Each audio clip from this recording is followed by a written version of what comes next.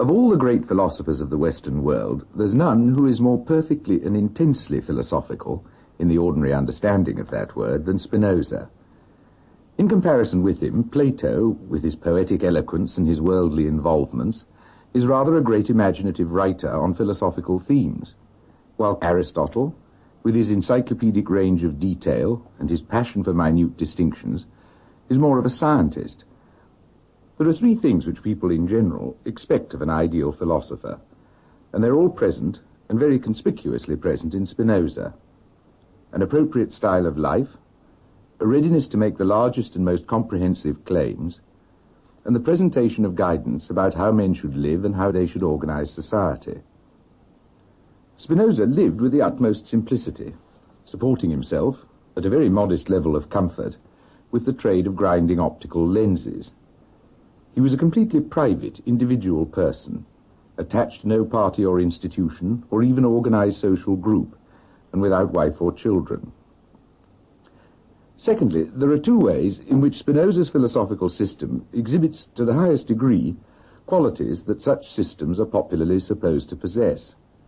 It was absolutely comprehensive in its scope, covering God, nature, man, both as a thinker and an agent, and society. Furthermore, it was presented, in Spinoza's phrase, in a geometrical manner, as a sequence of exact logical deductions from definitions and first principles that he held to be self-evident to human reason. As a result, there's nothing merely persuasive, let alone suggestive, about Spinoza's writing. He puts his views forward as absolutely and demonstratively certain, as proved beyond the possibility of doubt. So, both in scope and in certainty, Spinoza set himself the highest possible standards of philosophical achievement. Thirdly, Spinoza's philosophy doesn't aim to provide only understanding of the nature of the world we live in, but derives directly from that understanding conclusions about how life should be lived. In this doctrine about the ideal mode of human life, the philosophical understanding of the world plays an essential part, for the truly free man, according to Spinoza, is the man who's achieved a proper philosophical comprehension of the nature of the world and of man's place in it. Finally, in the conduct of his own life, Spinoza conformed fully to the principles of conduct that he deduced for men in general.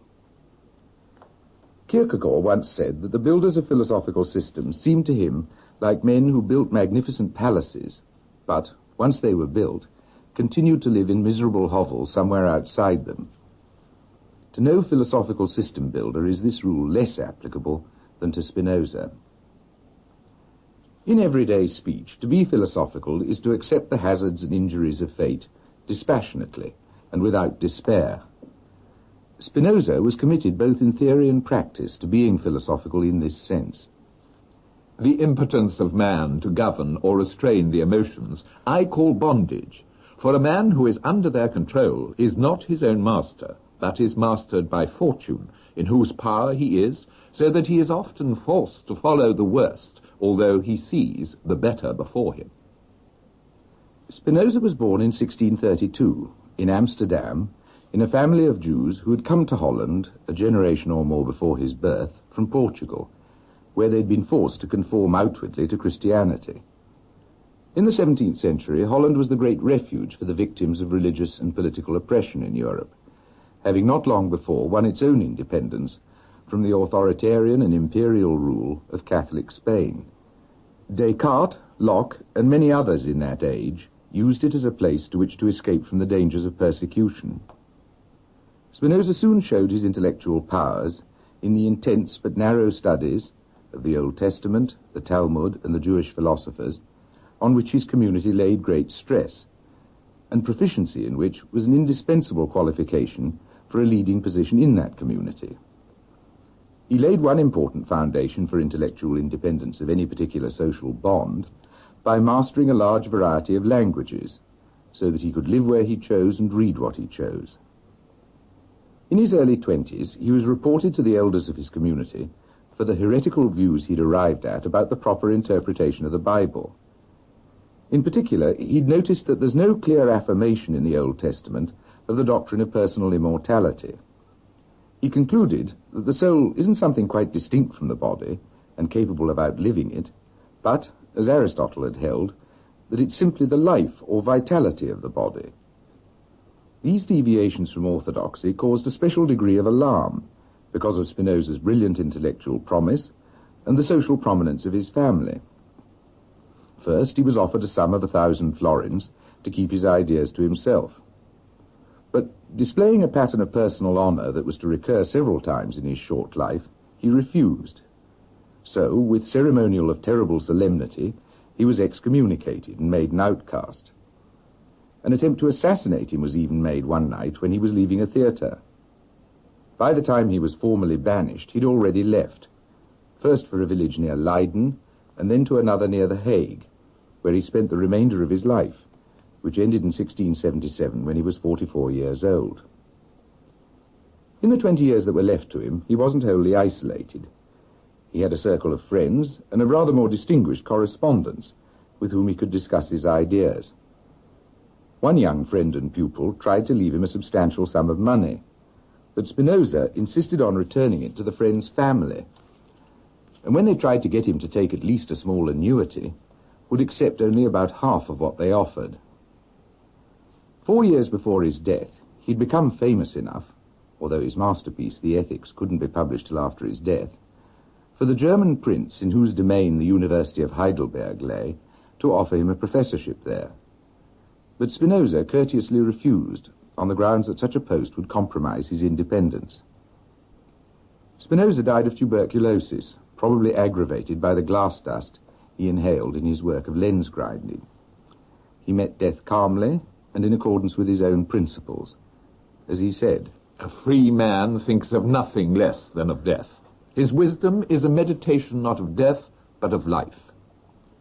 Spinoza's most original, fundamental, and, in the eyes of his contemporaries, most shocking idea was that God and nature, the creator and his creation, are not distinct things, but are one and the same. This pantheist doctrine had been anticipated by some ancient Greek thinkers, and it's to be found in much Oriental thought. But the all-encompassing influence of Christianity had made it unacceptable to the European mind for more than 1,000 years. For Spinoza, the creator and his creation weren't separate things, but one single thing, viewed from different sides. He arrived at this conclusion by a chain of argument derived from the traditional philosopher's notion of substance as that which exists independently or self-sufficiently. He maintained that there could only be one single, truly self-sufficient, self-explanatory thing, and that is reality as a whole, to which he gave the name God or nature. In its aspect as God, this one true substance is an infinite, all-inclusive mind.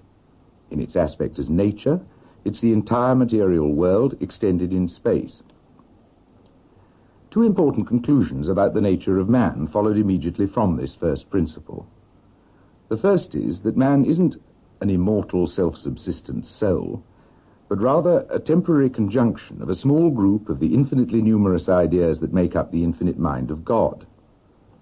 Spinoza allowed for the personal survival of death only in the most attenuated way.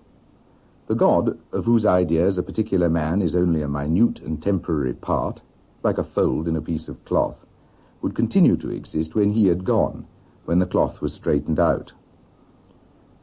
The second conclusion is that in man, as in reality as a whole, mind and body are everywhere correlated. To every part of reality, conceived as material and in space, in other words, to every physical thing, there corresponds an idea of that thing.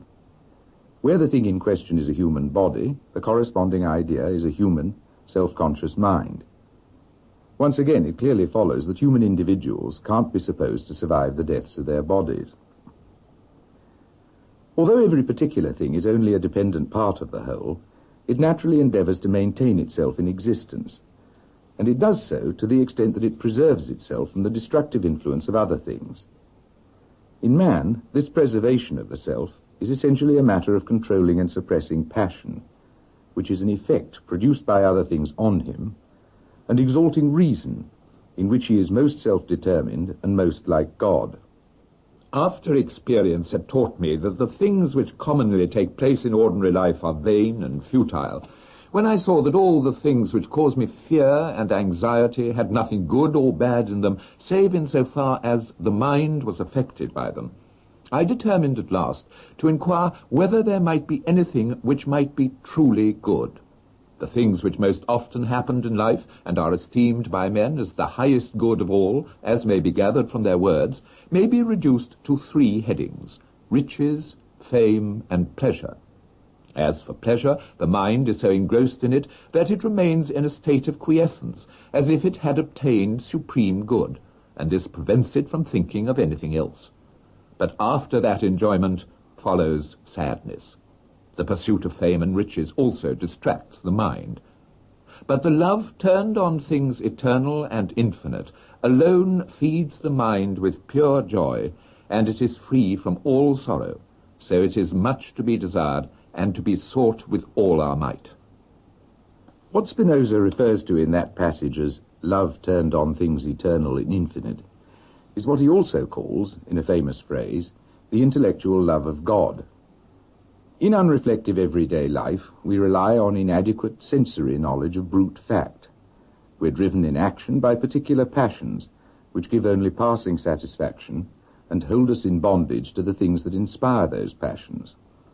The truly philosophical man not only secures an understanding of the nature of the world and of his place in it, but also secures the most lasting satisfaction from that understanding, and in so doing liberates himself from enslaving subordination to the attraction of other particular things and from the hazards of fortune. A true knowledge of the world, by explaining how what is the case must necessarily be so, is the only secure source of both happiness and freedom. By his contemporaries and successors, Spinoza was regarded as an outrageous and subversive atheist. The liberal thinkers of the 18th century, to whom his insistence on freedom and reason might have appealed, were repelled by the scholastic complexity of his style of thought. It was the German romantics of the early 19th century who first accorded him real respect, one of them describing him not at all as an atheist, but as a God-intoxicated man. There's truth in both interpretations. Spinoza's God is not the distinct personal God of ordinary Christianity, but there can be no doubt of the sincerity of the religious emotions he aroused in Spinoza. In our own age, as in the age of Voltaire, sympathy with the content of Spinoza's philosophy is overridden by skepticism about his methods of reasoning. He remains a hero for Marxists who applaud his insistence on the universal correlation of mind with matter, although they add a principle of the dependence of mind on matter, which is quite foreign to him. But even those who think him mistaken don't deny the honesty and splendid ambition of his thought, or the stoical nobility of his character.